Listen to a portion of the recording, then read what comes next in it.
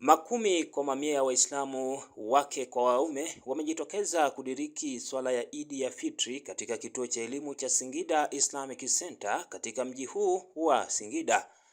Allahu Akbar, Allahu Akbar, Allahu Akbar.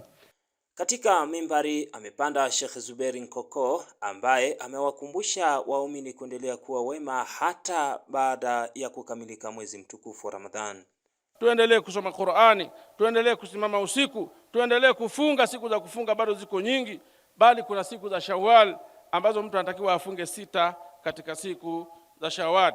Na alhamdulillah watu wameswali wakiwa ni wengi sana, na katika mazungumzo tuliyozungumza kwenye hutuba zetu tumewahusia watu ucha Mungu, lakini tukawahusia watu waendelee kufanya matendo mazuri ambayo walikuwa wakiyafanya katika mwezi mtukufu wa Ramadhani: kusoma Qur'ani kwa wingi, kufunga, kufanya adhkari, kufanya istighfar na kutoa sadaka kwa wingi kama ilivyokuwa katika mwezi wa Ramadhani, kwa sababu Allah subhanahu wa ta'ala ambaye ni Mola wa Ramadhani yupo pia na ni Mola wa miezi mingine. Kwa hiyo tumewahusia watu hivyo, lakini pia tumewahusia akina mama khas kama alivyokuwa akifanya Mtume sallallahu alaihi wasallam, kwamba wanawake wanakufuru maisha ya ndoa ile ishratu zawjia, wanakufuru kwa maana kwamba wanakuwa si wenye kushukuru zile neema.